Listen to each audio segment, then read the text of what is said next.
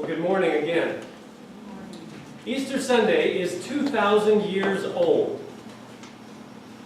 The story that we tell this morning is the same as it always has been. There aren't going to be any new characters. There won't be any new twists in the plot. It's the same familiar Easter story that the church has been telling for 2,000 years. The story of Jesus' resurrection from the dead. But just because the story is familiar doesn't mean we can't still marvel at it. So let us pray. Lord God, we ask that as we come before this familiar word in Scripture, you would help us to see it and to hear it and to understand it as if for the first time, to truly marvel at the good news of Easter. We ask this in Christ's name. Amen. Today I'm reading Luke's version of the Easter story. It's in Luke chapter 24, verses 1 through 12. And Luke says, "On the first day of the week, at early dawn, the women who had come with Jesus from Galilee went to the tomb, taking the spices they had prepared. And they found the stone rolled away from the tomb. But when they went in, they did not find the body of the Lord Jesus. While they were perplexed about this, behold, two men stood by them in dazzling apparel. And as they were frightened and bowed their faces to the ground, the men said to them, 'Why do you seek the living among the dead? He is not here, but has risen. Remember how he told you, while he was still in Galilee, that the Son of Man must be delivered into the hands of sinful men and be crucified, and on the third day rise.' And they remembered his words, and returning from the tomb, they told all these things to the 11 and to all the rest. Now it was Mary Magdalene and Joanna and Mary the mother of James and the other women with them who told these things to the apostles. These words seemed to them an idle tale, and they did not believe them. But Peter rose and ran to the tomb. Stooping and looking in, he saw the linen cloths by themselves, and he went home marveling at what had happened." Again, this is the word of the Lord. Wouldn't it be great to come home at the end of every day marveling at what had happened? To come home excited about what happened at work? To come home feeling flattered by the appreciation you received from your family? Or just to come home feeling blessed to be alive? Imagine someone keeping a journal, a daily journal of your life, and at the end of every single entry it said, "And she came home marveling at what had happened." Now, some of you probably can't even remember the last time you came home marveling at what had happened. Well, for the women who'd been following Jesus, this day began in a very ordinary way. They had prepared some spices to take to the tomb for the body of Jesus. It was a very normal Jewish burial custom. So they went to the tomb with these spices to do this ordinary ritual that helped them cope with their grief. How many of us start our day, every day, with some ritual that helps us cope with the circumstances of our lives? Maybe for some of you it's the ritual of early morning exercise to help you cope with the stress and the busyness of the day.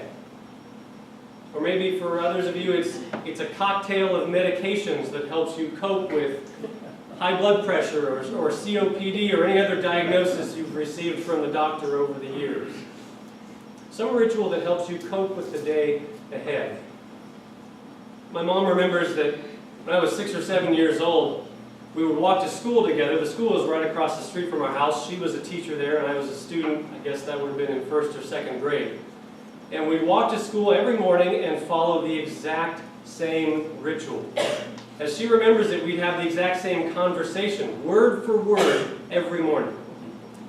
Until one day, when she broke the ritual, she deviated from the plan. She asked me something, she can't remember what, but she asked me something out of the ordinary, and apparently I stopped in my tracks and I said, "We have to start over. We have to go back." And so I turned around and I walked back to the house, and she followed me back, and then we started over and we did it right. And then I could get on with my day. We all have some kind of ritual that helps us cope with the day ahead. Well, for the women, they get to the tomb, And when they got there, they found that the stone had been rolled away. Jesus was not there. They had prepared their spices in vain. Apparently, Jesus has better things to do than just to go along with our coping rituals. So the women are confused, and then pretty soon their confusion turns to fear when they see these two angels in dazzling clothing announcing to them that Jesus has been raised. Why do you seek the living among the dead? He is not here. He is risen. This is the marvelous news of Easter. That Jesus Christ has been raised from the dead. Don't let anybody ever tell you that Christianity can be reduced to something less than that. Don't let anyone tell you it can be reduced to some kind of soupy, sentimental spirituality or to a generic set of moral platitudes. That's not Christianity. At its core, it is about this: the flesh and bone resurrection of Jesus Christ from the dead. In fact, it's so important to the Christian faith that in one of Paul's letters that he wrote to the early church, he said, if Christ has not been raised, then your faith is in vain. If Christ has not been raised, then you are still in your sins. If Christ has not been raised, then we Christians are most of all people to be pitied. Christianity is all about the bodily resurrection of Jesus Christ. That is the marvelous news of Easter. Now, what amazes me about this story, about Luke's account of the resurrection, is that the angels don't seem to be very amazed by the resurrection. I don't know if you noticed that, but they talk about the resurrection in very matter-of-fact terms. They basically say to the women, what are you doing here? I mean, he's obviously not inside. He told you he was going to rise from the dead. Why are you even here looking for him? Didn't you believe him? Don't you understand? They talk about it as if it's this ordinary, expected thing. Because for the angels, in their world, this is just the kind of thing God does. It's the kind of thing that God can do. And so to them, it is a very ordinary and expected thing. But to the women, this is earth-shattering stuff. This is not expected. It's a complete surprise. They had no idea that they were already living in a world in which resurrection was possible. You see, according to our understanding of the world, the way things work, resurrection is illegal. It breaks the law which says that everyone must die. It breaks the law that says death is an absolute certainty. So to us, this makes the resurrection seem miraculous. It is the exception to the rule. But the truth is, there never was any rule saying that everyone must die. I mean, the fact that everyone before Jesus had died led us to assume that everyone must die, as if there's some kind of natural law that even God has to obey. But there's not. There is no such law. So the resurrection of Jesus was unusual, but it was not unlawful. God has always possessed the power and the sovereign right to break the cycle of death. He has always had power over death. This is why the angels weren't surprised at all. We have been living in a resurrection world all along. We just didn't know it until Jesus. G.K. Chesterton talks about this in his book, Orthodoxy. Chesterton, during his time, saw that a lot of the modern philosophies and philosophers of his day were obsessed with rationalism. They were obsessed with the cold, hard facts of nature, which determine the way that everything must be, and we are just subject to those laws. We're all governed by fate. So to challenge this, Chesterton talked about his own view of the world, which had been shaped by the fairy tales that he learned growing up. He called this a certain way of looking at life which was created in me by the fairy tales. Then he goes on to say that it might be described this way. There are certain sequences or developments, that is, cases of one thing following another, one thing happening after something else, which are in the true sense of the word reasonable. They are in the true sense of the word necessary. For instance, if the ugly sisters are older than Cinderella, it is necessary as Cinderella is younger than the ugly sisters. There's no getting out of it. It really must be. If Jack is the son of a miller, then a miller is the father of Jack. Cold reason decrees it from her awful throne, and we in fairyland submit. But as I put my head over the hedge of the elves and began to take notice of the natural world, that's the world we actually live in, I observed an extraordinary thing. I observed that learned men in spectacles were talking of the actual things that happened, like dawn and death and so on, as if they were rational and inevitable. They talked as if the fact that trees bear fruit were just as necessary as the fact that 2 and 1 trees make 3. But it is not. There is an enormous difference, which is revealed by the test of imagination. You cannot imagine 2 and 1 not making 3, but you can easily imagine trees not growing fruit. You can imagine them growing golden candlesticks or tigers hanging on by the tail. The only words that ever satisfied me as describing nature are the terms used in the fairy books, terms like charm, spell, enchantment. They express the arbitrariness of the facts around us and their mystery. A tree grows fruit because it is a magic tree. Water runs downhill because it is bewitched. The sun shines because it is enchanted. When you think about it, and when you look at the world this way, the most ordinary things in nature, the most ordinary stuff of the world around us is actually the most marvelous. Just because we've gotten used to the way things are doesn't mean things have to be that way, and that makes everything that is miraculous. When we say that the sky has to be blue, but it could just as easily have been red, and it could be red tomorrow. Chesterton goes on to say that babies are probably the only people who understand this.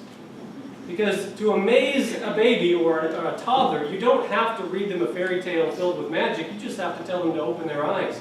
Because everything they see around them is brand new. It could have been something else, but it is this, and it's new, and it's amazing, it is miraculous. Everything around them is that way. Maybe that's why Jesus told us that we need to have faith like a child. Children still know how to marvel at the ordinary. The marvel of Easter is that we live in a world in which resurrection is possible.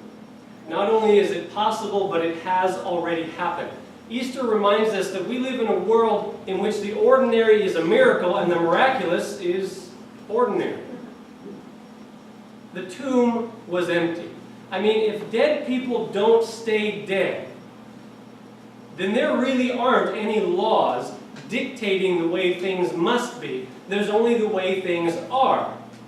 And the fact that things are this way and not another way points to a God who is doing things this way on purpose.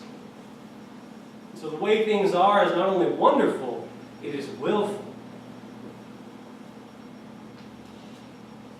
And what this means for you is that you are not merely the sum of the facts of your life. You are not a victim of fate. You are not the inevitable result of natural processes taking their course. You were made on purpose and you were made for a purpose. You were made this way and not another way. Yes, you still struggle, as we all do, against sin and evil and brokenness in your own heart and in the world around you, but you are not helpless. You can be hopeful because Jesus Christ has risen from the dead. And in your baptism, you have been joined to Jesus Christ so that whatever happened to him will happen to you. You will be raised with Christ. And that means that you are a miracle waiting to happen.